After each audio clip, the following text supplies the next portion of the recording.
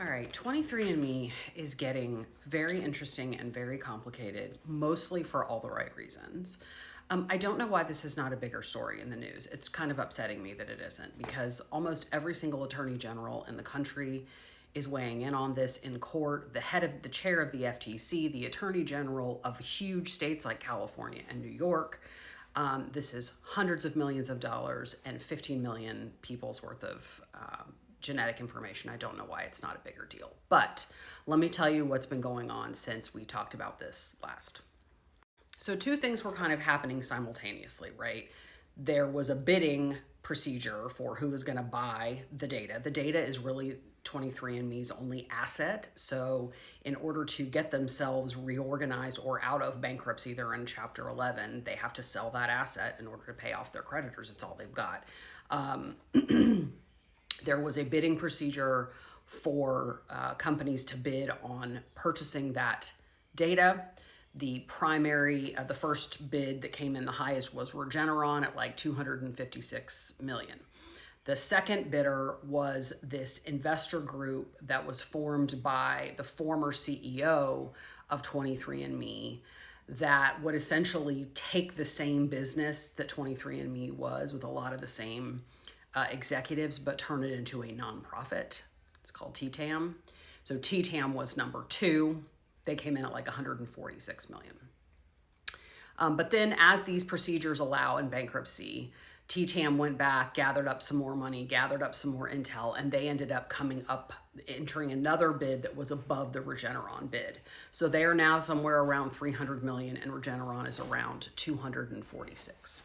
But while all of that was going on, a report was being written by a consumer privacy ombudsman who was appointed by the court. This was something that 23andMe wasn't even planning to do. Eventually, the state's attorneys general started jumping in and saying, whoa, whoa, whoa, whoa, whoa. We need to deal with the privacy issues here. Eventually, the trustee and the judge agreed, and a consumer privacy ombudsman was appointed. His name is Neil Richards. He is a professor from Washington University Law School. That's the Washington University in St. Louis, which is interesting. That can't be a coincidence, right? That they just happened to file this case for this California company in Missouri, and he happens to be, I don't know, maybe that's the reason they did it. I don't know. He is the director of an Institute of Policy for Medicine and Law at WashU and is generally regarded as one of the country's leading academics on issues of privacy. So he was hired to write this report about all of the things that he could tell about these potential sales, the things about Regeneron that were good and bad, things about TTAM that were good and bad, and just generally privacy concerns related to the sale and the transfer of this kind of genetic data and what he thinks should be done, should be required by the court in order to transfer these assets from one place to another. Now, it's a very long report. I read big chunks of it and I skimmed parts of it, but the long and short of it is this.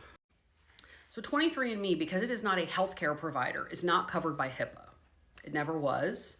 It's also not covered by GINA, the Genetic Information Non-Discrimination Act, because it's not the kind of business that GINA regulates because it doesn't provide healthcare. And so there's always been this gap in legal coverage where 23andMe's own privacy policies really became the benchmark for what they could and couldn't do with your data. And they were always out there saying your data belongs to you and you always get to consent. And now all of a sudden they're like, yeah, but we're just going to sell it to somebody and they're going to do the exact same thing we were doing. And rightfully so.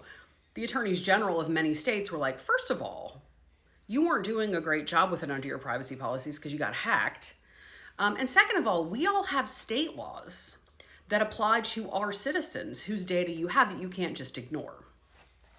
And so the consumer privacy ombudsman stepped in to speak on multiple issues, including, does this transfer to Regeneron at the time, but really to anybody, does it cover the privacy issues well enough? And the long and short of it is he said no, it doesn't.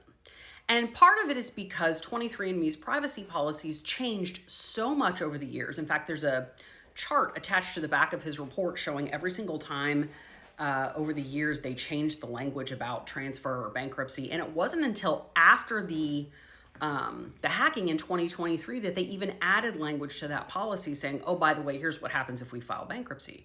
So for everybody who joined before that, that language wasn't even in their privacy policy. So he's like, this is not enough. We need to do more. And he speaks to a lot of the academic literature, and he actually received a letter from and said that he talked to a lot of sort of bioethicists, not only in the United States, but around the world, about where we are on issues of bioethics and data privacy and what are the best practices here. Because obviously just being like, hey, guess what? Now Regeneron owns your data is not good enough. He talked, I learned something, a big something by reading this, which is there's this thing called dark patterns in the privacy world, which is that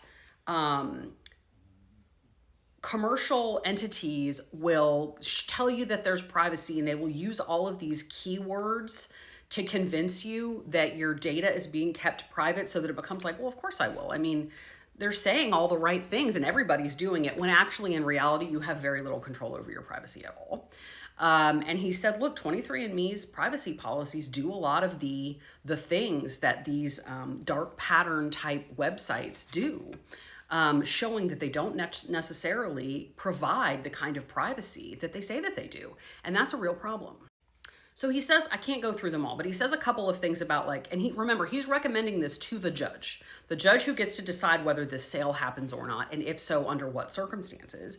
He says, here's some things I think we ought to do. I think they ought to get consent from each and every person whose data they have before they're allowed to transfer it. And you give them a certain amount of time and you say, okay, we're going to send you this notice. It's kind of like a class action, right? And if you don't respond within X amount of time, we're going to assume you're a no and we're going to delete your data. That's what he wants to do. That's also basically what most of the state governments have asked them to do. He has a provision for what happens if the person who turned in the data is now dead, and what you do with their next of kin. He says that whoever is the successful bidder that gets the information transferred should be required to make a promise that they're not going to use the data in a way that's inconsistent with the best interests of the individual person, the individual data holder, which would at least keep them accountable to courts and to consumers for doing so. So he basically says what they've got is not enough. It's not anywhere near enough. And if Your Honor wants this thing to be done, considering all the privacy rights that are inherent here, some of which we can't even really contemplate because they're so big, you need to make sure that every single person who sent that data in has an opportunity to address it. Oh, another thing I thought this was really big was there needs to be a representation or some kind of contract signed by whoever signs it. It needs to be in the asset purchase agreement for whoever purchases the data, that you will not give that information to law enforcement without a warrant. Because that, of course, has become a very big deal when using people's genetic data. You have the right to know whether law enforcement can look at your data, because we have the Fourth Amendment in this country, whether people like it or not. So when it comes to who's the better bidder, that was another thing he was asked to do, was to look at Regeneron and TTAM. Now, at the time, Regeneron was the higher bidder. But he sort of said there's good and bad with both of them. With Regeneron, this is not their usual business. They would just take 23andMe and as a subsidiary. And he's like, they're just going to loop it into the work they're already doing. And what's bad about that is they've never done this before. They've never held this much data before. And them having it means the users probably never contemplated that would happen. But he said the bad thing with TTAM is, first of all, these are the same people where everything got breached in 2023. No offense, they're not very good at this. And the next thing is that they are reorganizing it as a nonprofit, which sounds good, right? Like they're not trying to make money off. The problem is nonprofits are not as regulated as for-profit entities are. So by making it a nonprofit, they will have even less oversight on the way they use the data, and that's a problem too. Now, the thing he said that makes sense to me also is, as frustrating as it is that we have to sell this data in a Chapter 11, I think a Chapter 11 is the best way to do it, because if we don't do a Chapter 11, we're going to have to do a Chapter 7, which is just a pure liquidation. And then the court has less control over sort of how all of the asset purchase goes. So he says, look, a Chapter 11 is our best worst option. I think we should try to make this work, but I think there ought to be a lot more protections than there are right now. Also, just because America, it turns out that the CPO is trying to hire the same law firm to represent him that represents Regeneron, even though he's critical of them, and the U.S. trustee jumped in and was like, no, that's a conflict. So let me know what questions you have about that.